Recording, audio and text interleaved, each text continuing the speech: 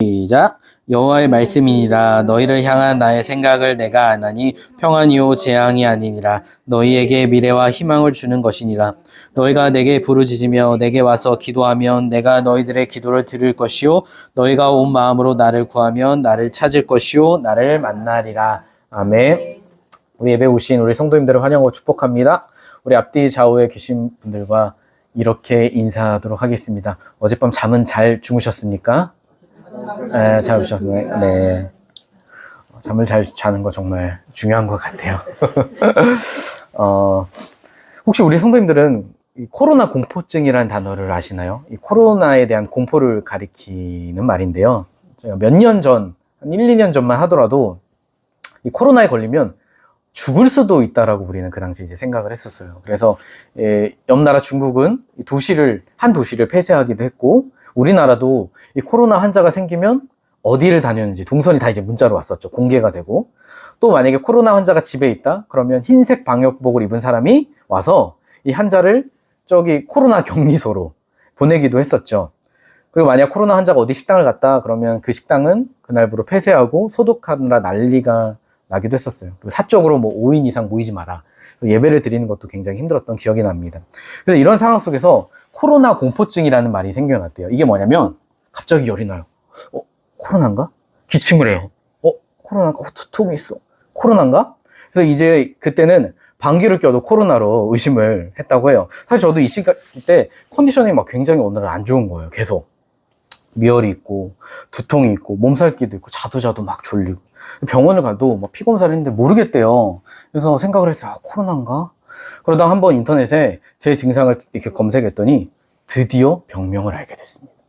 증상이 뭐였냐면 미열, 나와 있는 두통, 전시 피로감, 무기력, 이 모든 증상의 병명이 뭐였냐? 바로 임신 초기 증상이었습니다. 그러니까 제 안에 새로운 생명이 있었던 거예요. 그러니까 제가 살을 빼고 운동을 해야 되는데 살이 쪄서 막 몸이 피곤했던 건데 코로나로 오해를 한 거였죠.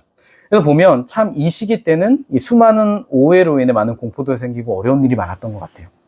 오늘 우리가 읽은 본문에서도 아주 큰 오해를 한 사람들이 있었습니다. 바로 이스라엘 백성들이었어요. 오늘 본문의 이스라엘은 지금 상황이 어떤 상황이냐면 바벨론, 다른 말로 페르시아라고 하죠. 이 나라에게 수도를 점령당하고 나라가 망했습니다.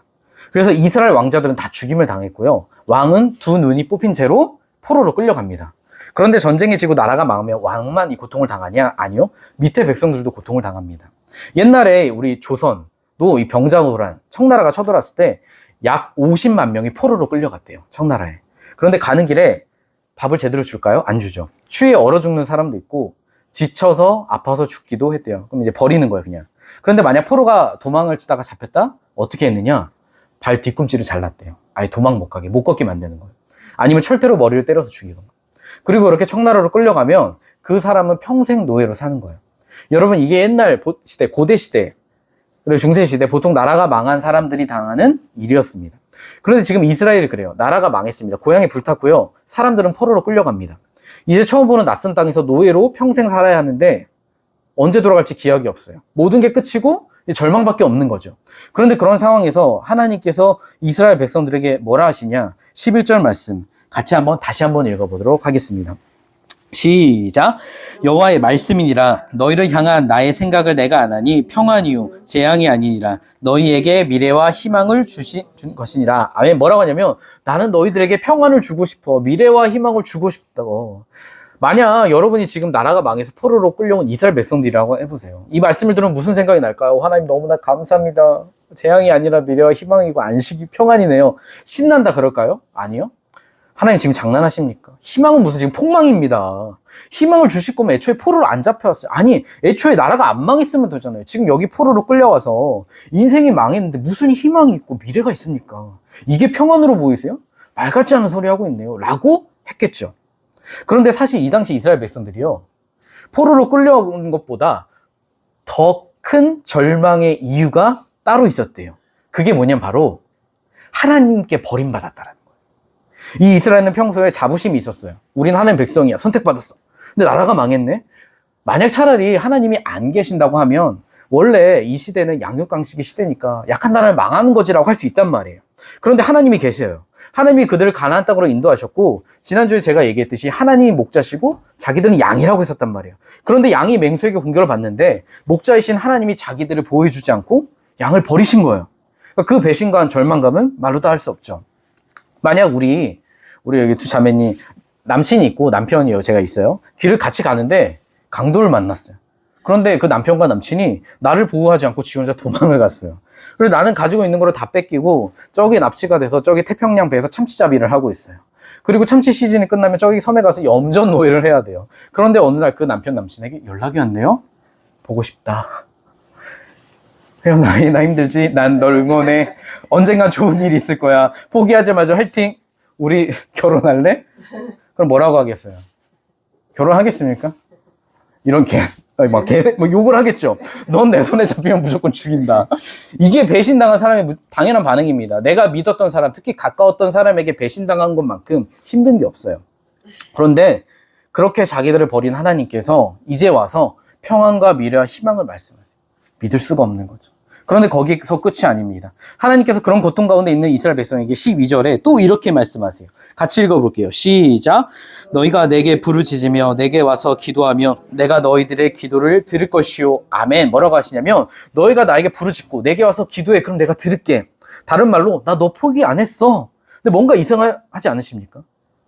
이 이스라엘이요. 나라가 망하기 전에 기도 안 했을까요? 우리 이 구절 보면서 에이 니네 기도 안 해서 망했네. 근데 만약 이 당시 이 사람들에게 이 말 하잖아요? 그러면요, 싸대기를 맞을 수도 있습니다. 왜요? 이 사람들이 했던 종교적 열심은요, 우리랑은 비교가 안 돼요.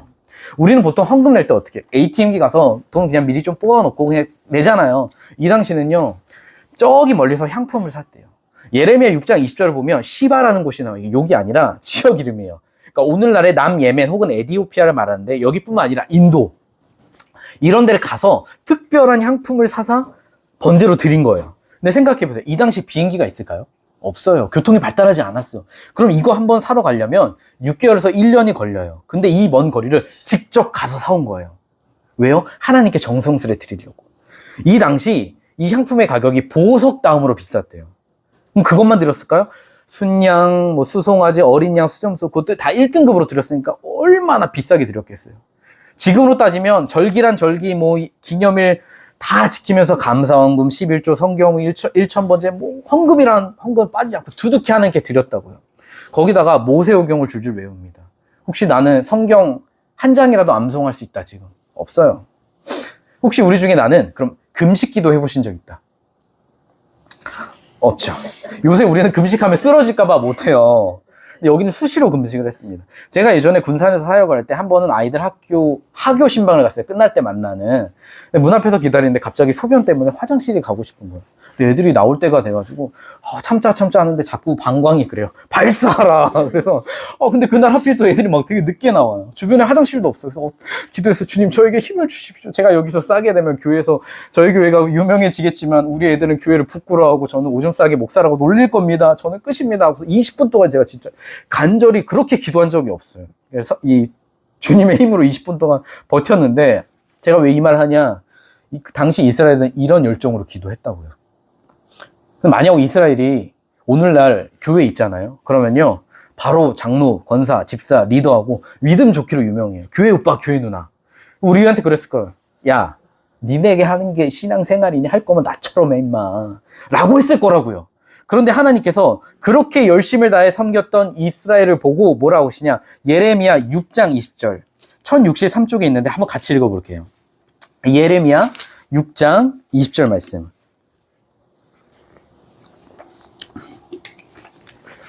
1063쪽 근처에 있습니다. 같이 한번 읽어볼게요. 시작. 시바에서 유향과 먼 곳에서 향품을 내게로 가져오면 어찌함이냐. 나는 그들의 번제를 받지 아니하며 그들의 희생 제물을 달게 여기지 아니하노라. 아멘. 하나님께서 지금 이스라엘한테 뭐라고 하시냐면 야 너네 뭐하러 거기까지 가서 먼데 그 비싼 거 사오냐. 나는 니들이 그렇게 비싼 거 사오는 거 하나도 안 좋아. 내가 좋아할 거라 생각했어? 나 니들 제물 하나도 안 좋으니까 니들이 바치는 거 싫어. 제발 하지 마. 역겨워. 지금 이스라엘이 그렇게 비싸고 좋은 걸 멀리 가서 열심을 다해 하나님께 드리는데 하나님이 뭐라냐면 싫다라고 하세요. 그럼 하나님은 왜 이렇게 이스라엘에 예배와 제물을 싫다고 하셨을까요? 예전에 응답하라 1994라는 드라마를 보면 이런 장면이 있습니다. 여자들이 남자들에게 질문을 해요. 여자친구가 이사를 갔대요. 새로 페인트질을 집에 했는데 그랬더니 머리가 아픈 거예요. 페인트 때문에. 창문을 열자니 밖에 매연이 들어와서 힘들대요. 이때 남자친구가 해야 할 말은 우리 형제 여기 한 명 있으니까 골라보세요. 남자가 이거 네, 1번 창문을 연다. 2번 창문을 닫는다. 몇 번? 저는 2번. 창문을 닫는다. 네, 정답은 여자들이 원하는 정답은 자기야 괜찮아? 병원 가야 되는 거 아니야? 였대요. 저는 이 말을 듣고 이건 무슨 개똥 같은 소린가 생각을 참고로 제가 선택한 답은 창문을 반만 연다였습니다. 어떤 남자가 이걸 듣고 그랬대요. 처음부터 환풍구를 달고 애초에 친환경으로 페인트를 칠했어야지. 무슨 말이에요? 남자가 여자가 원하는 걸 모른다는 거예요. 잘 새겨드리세요. 여자가 원하는 걸 들어야 돼요. 다른 말로 남자와 여자의 관점이 서로 다르다는 거죠. 지금 하나님과 이스라엘이 그래요. 이스라엘이 하나님이 원하시는 게 뭔지 몰라요. 관점이 달라. 그래서 이들 사이에 매우 큰 오해가 있었다는 거예요. 그럼 어떤 오해가 있었냐? 예레미야 7장 24절. 우리 한 장만 여기 넘겨주시면 7장 24절에 있습니다. 어떤 오해가 있었냐? 하나님께서 이스라엘 향해 이렇게 말씀하세요.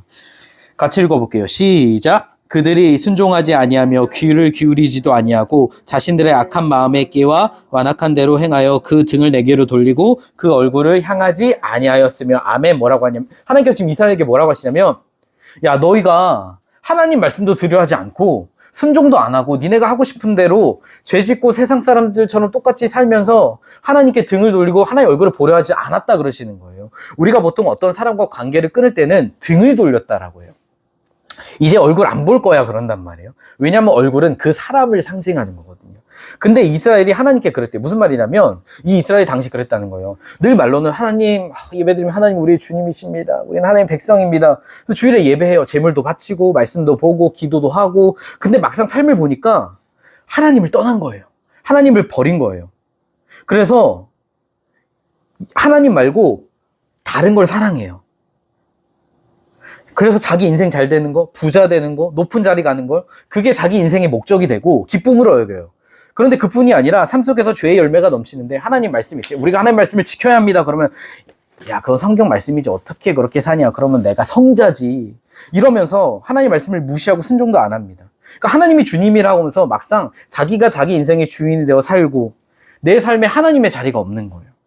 그러니 그런 사람들의 삶에 죄가 넘쳐서 음란한 짓도 하고 몸이 끌리는 대로 살고 가진 자는 약한 것을 빼앗고 괴롭히고 이스라엘 백성들이 그 당시 그렇게 타락한 삶을 살았다는 거예요. 그럼 여기서 한번 퀴즈를 내볼게요. 이스라엘은 그 당시 자기들이 그런 사실을 알았을까요? 얼마 전 외국 프로그램에 금쪽이 치료 방법이라고 해서 하는데 어떻게 하냐면 금쪽이들을 다 모아놔요. 한 마루 방에. 그러놓고 부모님들이 금쪽이 행동을 똑같이 따라한대요. 막 이러면서. 그랬더니 애들이 뭐야? 이건 하면서 놀라더래요. 이게 뭐냐면 거울 치료를 하는 거예요. 무슨 말이냐면 자기가 하는 짓을 자기는 모르니까 똑같이 보여주는 거예요. 네가 이렇다. 오늘 본문의 이스라엘이요. 자기들이 그러는 거 몰랐어요. 생각해보세요. 하나님이 자기들 예배에 제물 그렇게 싫어하는 걸 아시면 그렇게 드렸겠어요? 이 이스라엘이 그랬을 거예요. 아니 우리가 하나님 사랑하니까 예배도 드리고 여기 와서 예배도 드리고 새벽 기도도 하고 11조도 하고 멀리 있는 데 가서 비싼 향품도 사고 금식도 하고 내가 사랑 안 하면 그거 하겠냐. 근데 그거 아세요? 아내가요 남편을 사랑하지 않아도요 밥을 차려줄 수 있어요. 아내가 남편을 사랑하지 않아도 남편 위해서 빨래 해줄 수 있다고요. 그걸 한다고 남편을 사랑하는 게 아니에요. 그럼 여기서 퀴즈. 그러면 왜 이 이스라엘은 그렇게 열정적으로 하나님께 비싼 제물 바치고 금식하고 기도하고 그렇게 했을까요? 사랑도 안 하면서. 그 이유? 간단해요. 그렇게 하면 하나님이 자기들에게 복 주실 거라 생각했거든. 그렇게 하면 하나님이 우리 지켜주시고 우리 인생 잘 되게 해주시겠지? 라고 생각했거든. 다른 말로 하나님을 자기들을 위한 수단으로 이용한 거예요. 사랑하는 성도님들, 이 당시 예레미야 시대는요 하나님 심판을 받아서 나라가 망했어요. 근데 이들이 망한 이유는요 예배를 안 드려서 망한 게 아니었어요. 기도 안 하고 헌금 안 해서 망한 게 아니었어요. 이들의 진짜 문제가 뭐였냐면 이렇게 와서 의식은 사람들 보기에 너무 화려해. 와, 대단하다. 할지 모르겠지만 그들의 마음이 하나님을 떠나 있었다라는 거예요. 그래서 하나님을 자기 수단으로 여기고 하나님 말고 다른 걸 더 사랑하고 우상으로 숭배하고 불순종하고 목자이신 하나님을 버렸다는 거. 그런데 그럼에도 하나님께서 외치셨대요. 내 양아, 이스라엘아, 너네 회개하고 돌아와. 내가 너희들 기다리고 있어. 수없이 외치시고 기다리시고 외치시고 기다리시고 하셨지만 이스라엘은 그 사실을 몰랐대요. 그래서 나라가 망한 거예요. 예전에 인터넷에 이런 기사의 제목이 올라왔습니다. 우리의 불륜 관계를 믿어주십시오 라고 소송을 했대요. 사연을 들어보니까 한 유부남과 여자가 산악회 동아리에서 만나서 불륜 관계가 된 거예요. 근데 그 와중에 유부남이 신장에 문제가 생겨서 이식을 받아야 하는데 그래서 그 내연녀가 내 신장을 주겠다 하니까 질병관리본부가 거절했대요. 그러니까 왜냐하면 장기 이식 관련 법상 가족이나 친족이 아니면 장기 매매 의심으로 기부를 안 받는데요. 근데 열받은 내연녀가 소송 걸어서 우리 불륜 관계입니다. 인정해 주십시오. 결국 승소를 했대요. 근데 만약 여기서 이 유부남이 이제 이식을 받고 건강해졌어요. 그러니까 얼마나 내 생명의 은인 내연녀를 아끼겠어요. 관계를 유지해요. 그런데 그 관계를 유지하면서 아내에게 미안하니까 선물도 주고 꽃도 주고 귀걸이도 사주고 그럼 그 아내가 그걸 받고 감격하시겠습니까? 아니요. 그 선물들을 갖다 버리겠죠. 왜요? 그 선물은 남편이 아내를 사랑할 때 의미가 있는 거잖아요. 사랑하지 않으면 아무런 의미가 없는 거예요. 근데 여러분, 사랑하는 성도님들, 혹시 우리의 모습이 그런 모습은 아닙니까? 하나님보다 세상에 다른 걸 더 사랑하면서 솔직히 주님이 내 인생의 목적인가요? 내 즐거움인가요? 요즘? 아니잖아요. 하나님 말씀 별로 내 인생에 중요하지 않잖아요. 삶을 보면 세상 사람들과 내가 별로 차이가 없어요. 내가 교회 다닌다고 하면 사람들이 놀래요. 네가? 그런데 나는 주일에 예배 한번 뭐 드리니까 헌금도 내니까 가끔 성경 말씀도 보고 필요하면 가끔 기도도 하니까 나는 괜찮지, 문제없지라고 생각하고 있지는 않습니까? 그런데 오늘 본문을 보면 그런 이스라엘과 우리에게 하나님께서 다시 손을 내미십니다. 12절 말씀 다시 한번 같이 읽어볼게요. 네, 이 성경 계속 읽으니까 그냥 펴놓으시면 편할 거예요. 시작. 너희가 내게 부르짖으며 내게 와서 기도하면 내가 너희들의 기도를 들을 것이요. 아멘. 뭐라고 하시냐면 부르짖어서 내게 기도하면 내가 너희들의 기도를 들겠다. 여기서 부르짖는다는 건요, 하나님을 부른다는 거예요. 하나님 부른다는 건 하나님 주여 라고 소리를 지른다는 게 아니라 대화를 의미해요. 대화할 때는 중요한 게 뭐예요? 우리 형제 여자와 대화할 때 중요한 게 뭘까요? 가장 중요한 게 소통. 빙고. 준비가 되어 있어요. 대화할 때 중요한 건요, 내가 말만 하는 게 아니라 잘 듣는 거예요. 소통이에요, 그게. 대화하는 사람의 그래서 마음을 아는 거. 그런데 하나님께서 그러세요. 내 백성아, 내게 와서, 다시 말해 너희가 나를 떠났지만 나에게 돌아와서 우리 다시 친밀한 관계를 회복하자. 너희가 나를 떠났지만 내게 와서 기도하면 내가 듣고 너희들에게 이야기해 줄게. 저희 부부는 쌍둥이 아들을 키우고 있어요. 아시다시피. 근데요, 요새 정말 많이 힘들어요. 왜냐면 이 녀석들이 온통 여기를 돌아다니고 여기도 올라가, 저기 책장 위까지 다 올라가고 여기 식탁도 올라가고 어지럽혀 치우면 또 어지럽히고. 우리 아내가 야! 이 소리를 엄청 많이 들어요. 위험해! 말을 해도 듣지 않아요. 근데 또 힘든 건 요새 밤에 울면서 잠을 안 자요. 한 10시, 11시 갑자기 깨서 2시간 동안 안 자요. 새벽 1, 2시에 자는 거예요. 잠 좀 자자 하면 애들이 그래요. 앉아! 이래요. 도대체 왜 울고 안 자는지 이해가 안 돼요. 힘들어요. 그래서 제가 기도해서 주님 혹시 이 애들 한 대씩만 때려도 될까? 주님께서 오케이 하시면 진짜 한 대씩. 아니면 그저께는 쫓아내고 싶다. 니네 나가! 왜 힘들까요? 소통이 안 되거든. 말을 못 알아들으니까 소통이 안 되니까 답답하고 힘든 거예요. 그러니까 마음과 마음이 통하지 않는 관계는 그래요. 근데 지금까지 이스라엘과 하나님 관계가 그랬대요. 통하지가 않아요. 그런데 하나님께서 그러세요.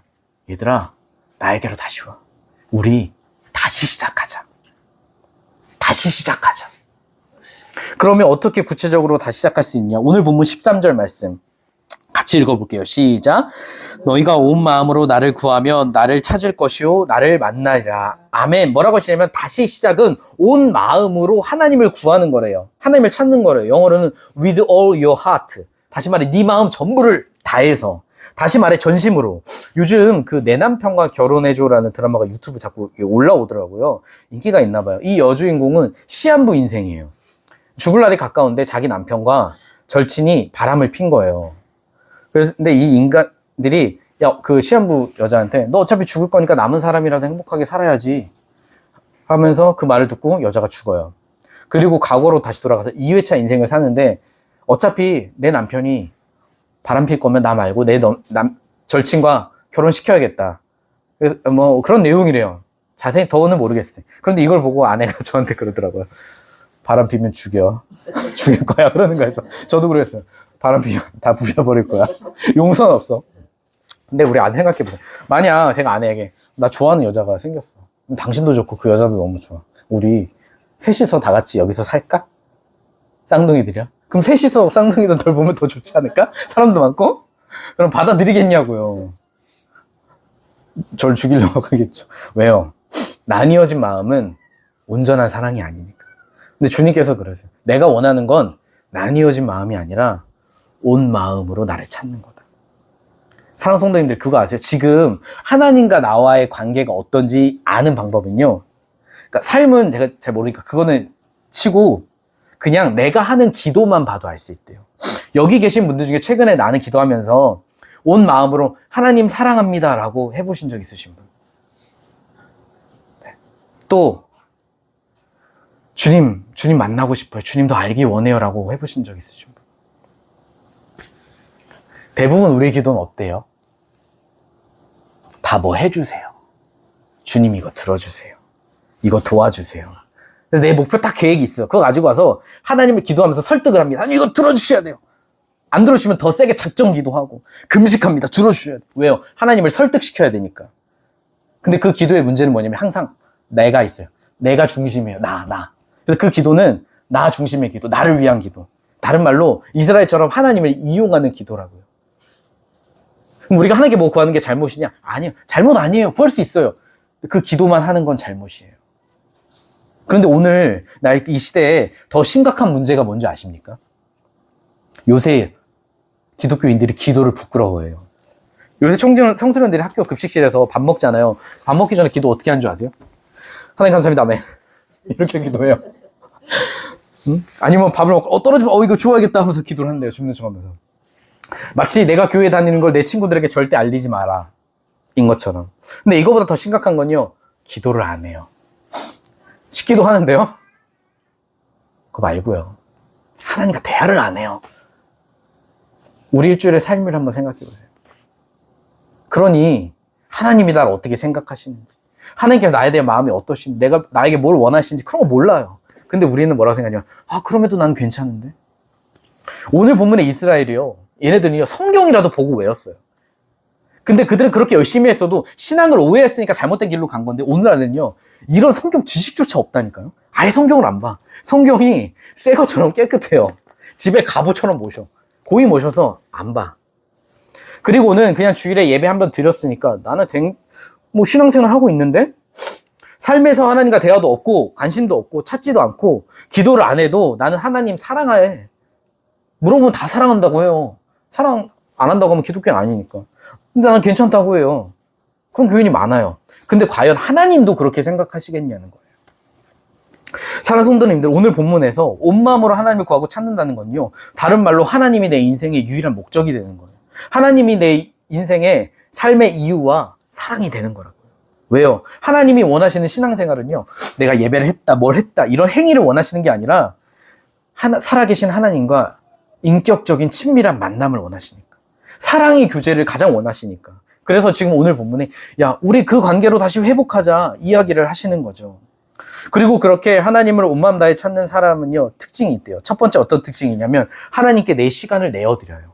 전에 어떤 남학생이 상담을 요청했어요. 자기 학교에 좋아하는 여학생이 있는데 학교에선 이야기도 하고 장난도 치고 걔도 나한테 관심 있는 것 같아요. 근데 학교 끝나고 카톡하면 카톡을 잘 안 본대요. 그래서 제가 그랬어요. 여자들은 잘 때도 핸드폰을 옆에 두고, 밥 먹을 때도 옆에 두고, 화장실 갈 때도 가지고 가. 네 카톡을 안 본다는 건 학교 말고 그 외 시간에 너랑은 별로 이야기하고 싶지 않다는 거야. 정신 차려. 여러분, 우리가 좋아하잖아요. 그러면 시간을 들이게 돼 있어요. 아내랑 저랑은 인천과 군산에서 장거리 연애했어요. 일주일에 한 번 만나니까 시간이 별로 없잖아요. 그러니까 어떻게 하냐면 아침부터 굿모닝 하면서 잘 잤어요? 하면서 같이 이 큐티한 걸 사진 찍어서 보내요. 그때부터 저녁까지 카톡을 해요. 그 다음에 밤에 자기 전에 영상 통화를 했어요. 서로의 생얼을 보면서. 우리가 하나님을 사랑하면요, 하나님 만남의 시간을 가질 수밖에 없어요. 가지게 돼요. 어떤 사람은 새벽에 만나기도 하고, 어떤 사람은 밤에 만나기도 하고, 자기 시간, 이걸 정해서 만나겠죠. 제가 전에 그랬잖아요. 저는 바빠서 정말 기도할 시간이 없어요. 말씀 볼 시간이 없어요. 하는 사람이 있다고. 근데 나중에 시간이 생겨도 기도한다, 안 한다? 안 한다. 말씀 본다, 안 본다? 안 본다. 왜요? 관계는, 기도는 시간의 문제가 아니라 마음의 문제니까. 우선순위의 문제니까, 내 삶에. 그런데 만약 내가 내 일주일의 삶을 돌아봤을 때 하나님께서 드리는 시간, 말씀의 시간, 기도의 시간이 없다? 그러면 제가 삶을 모르지만 이미 나는 하나님과 관계에 심각한 큰 문제가 있다는 거예요. 그리고 하나님을 그렇게 온 마음 다해 찾는 사람의 두 번째 특징이 뭐냐? 하나님의 사랑을 알기를 구한대요. 여러분, 그거 아세요? 사랑도요, 받아본 사람이 할 수 있대요. 예전에 한 부모님이 온세계교회에 있을 때 인천에 상담 요청을 해서 제가 부모님들하고 많이 얘기를 했거든요. 뭐라고 하시냐면, 목사님, 제 자녀가 사랑스럽지 않아요. 제 자녀를 사랑하지 않아요. 그러는 거예요. 그러니까 이야기를 나눠봤더니 어릴 때 이 부모님이 자기의 부모님으로부터 사랑을 거의 못 받고 자란 거예요. 그래서 결혼해서 자녀를 낳았는데 자기가 부모님의 사랑을 받아본 적이 없으니까 어떻게 사랑해야 되는지 잘 모르겠다고. 제가 그랬어요. 어머님, 사랑은요, 뭘 보고 배우는 게 아니라 받아봐야 합니다. 받아보지 않으면 사랑을 할 수 없습니다. 우리 하나님이 제일 잘하시는 주특기가 뭔지 아세요? 사랑이에요. 그래서 하나님의 특징이요, 늘 기다리세요. 늘 참으시고요, 기다리세요. 그리고 먼저 손 내미세요.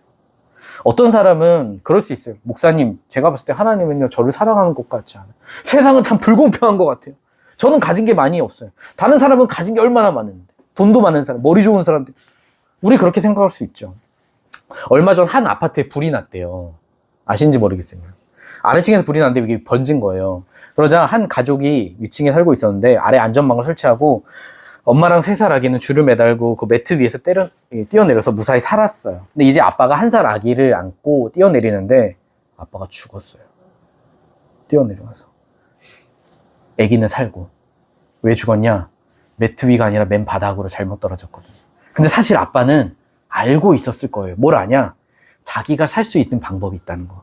그게 뭐냐? 자기 몸을 위로 하고 아기를 좀 아래쪽으로 하면 자기는 살 수 있어요. 근데 문제는 그렇게 하면 아기가 크게 다치거나 죽을 수 있다는 것도 알고 있죠. 그래서 어떻게 했냐? 자기 몸을 바닥에 쿠션으로 삼고 아기를 위로 해서 자기는 죽고 아기는 살린 거예요.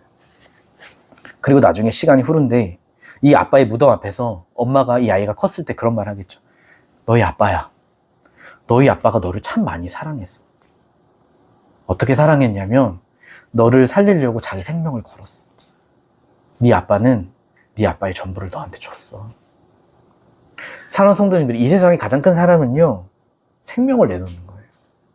왜냐하면 생명보다 더 귀한 건 없거든요. 그런데 예수님이요, 죄 많은 우리를 위해 그렇게 생명을 내어놓으셨대요. 십자가에서. 저 아빠처럼 자신은 죽고 우리를 살리는 길을 선택하신 거예요. 고민되지 않으셨을까요? 힘드시지 않으셨을까요? 그런데 우리를 향한 그 사랑이 그 고민과 그 고통을 이기게 하신 거예요. 그리고 우리에게 말씀하세요. 얘들아, 돌아와. 내가 너희들에게 그 사랑을 주기를 원해. 우리가 그 사랑을 알기를 원하신대. 그래서 우리에게 이렇게 기도하기를 원하신대요. 주님, 제가 그 예수님의 십자가의 사랑, 하나님의 사랑을 알기를 원합니다. 주님의 사랑을 제 마음에 부어주세요. 제가 여태껏은요, 주님을 사랑하지 않고 주님을 나의 수단과 도구로 이용하며 살았습니다. 그런데 주님, 저 다시 시작하고 싶습니다. 하나님 사랑한다고 고백하고 싶고 제 삶을 하나님께 드리고 싶어요. 주님이 제 목적이 되고 주님이 제 전부가 되는 삶을 살기 원합니다. 오늘보다 내일 더 주님을 사랑하고 알기 원합니다. 그러면 하나님께서 우리 마음에 그런 감동을 주세요. 유서가, 나 여기 있어. 종환아, 내게로 가까이 와. 너가 이제야 내게 얼굴을 향하고 온 마음으로 나를 찾고 구하는구나. 내가 너 정말 많이 기다렸어. 요새 많이 힘들었지? 내가 너 위로해 줄게. 나한테 안기려. 나와 손잡고 매일 같이 걸어가자. 그리고 주님과 함께 걷는 우리의 삶에서. 저는 사랑하는 함께 걷는 교회 성도님들이 우리 모두 하나님과 온만배의 그런 관계를 누리기를 소망합니다. 혹시 우리 가운데 이 시간 하나님과 내가 그런 관계를 누리지 못한 분이 계시다면 기도하세요. 하나님, 저는 주님의 사랑이 필요합니다. 주님의 사랑을 알게 해주시고 오늘보다 내일 더 주님을 사랑하며 내 삶을 드리는 제가 될 수 있도록 주님께서 나를 도와주세요. 그렇게 기도하시며 이번 한 주도 주님과 함께 걸어가신 우리 성도님들 되시길 예수님의 이름으로 간절히 축복합니다. 말씀을 준비하며